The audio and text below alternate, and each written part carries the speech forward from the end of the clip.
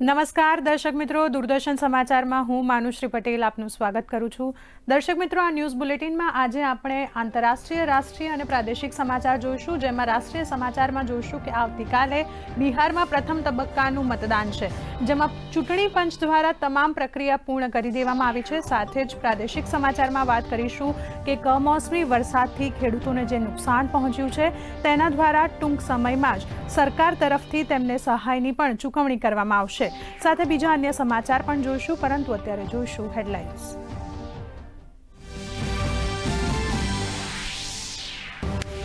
બિહારમાં પ્રથમ તબક્કામાં 18 જિલ્લાની 121 વિધાનસભા બેઠકો માટે થનાર મતદાન માટે પ્રચાર પડઘમ થયા શાંત। આજે પોલિંગ બૂથો પર પહોંચી તૈયારીઓની સમીક્ષા કરશે ચૂંટણી પંચની ટીમ। તો બીજા તબક્કા માટે આજે જેપી નડ્ડા, રાહુલ ગાંધી સહિત અનેક નેતાઓ કરશે પ્રચાર। માવઠાના મારથી અસરગ્રસ્ત ખેડૂતોને ટૂંક સમયમાં મળશે આર્થિક સહાય। મુખ્યમંત્રી ભૂપેન્દ્ર પટેલની અધ્યક્ષતામાં મળેલ બેઠકમાં રાહત પેકેજ મુદ્દે થઈ વિગતવાર ચર્ચા। 247 તાલુકાઓના 16,000થી વધુ ગામોમાં નુકસાન થયું હોવાનું રાજ્ય સરકારનું આંકલન।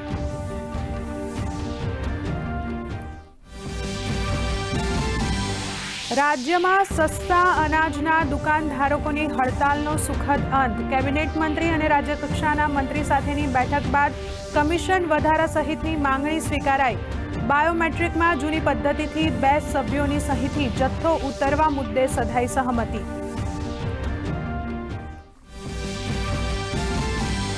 વાણિજ્ય અને ઉદ્યોગ મંત્રી પિયુષ ગોયલ ન્યૂઝીલેન્ડના પ્રવાસે પોતાના સમકક્ષ સાથે ભારત ન્યૂઝીલેન્ડ વચ્ચે મુક્ત વેપાર સમજૂતી પર કરશે ચોથા તબક્કાની વાતચીત। તો ભારતીય પ્રવાસી સમુદાય સાથે પણ કરશે સંવાદ।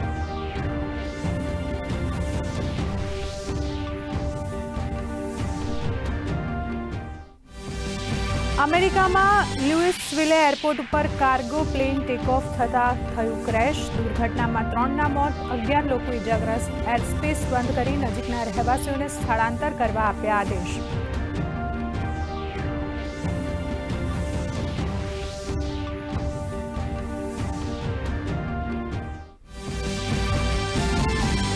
અમેરિકાના ટ્રમ્પના ટેરિફ અંગે આજે સુપ્રીમ કોર્ટમાં સુનાવણી। વ્હાઇટ હાઉસે આપ્યું નિવેદન, કહ્યું દરેક પરિસ્થિતિ માટે છે તૈયાર। દેશની આર્થિક સુરક્ષા એ જ દેશની સુરક્ષાનો છે વિષય।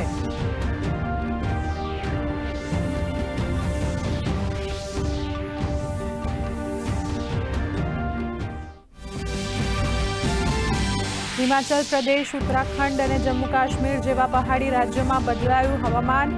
હિમાચલના ઊંચાઈવાળા ક્ષેત્રમાં થઈ બરફવર્ષા। લાહોલ, સ્પીતિ, કિન્નોર, મનાલીમાં હિમવર્ષાથી વધી ઠંડી।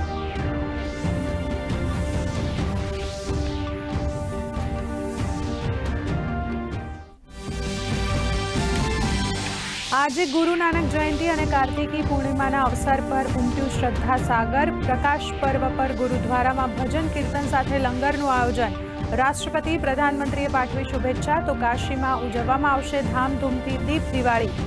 અંબાજીમાં ઉમટ્યું ભક્તોનું ઘોડાપૂર।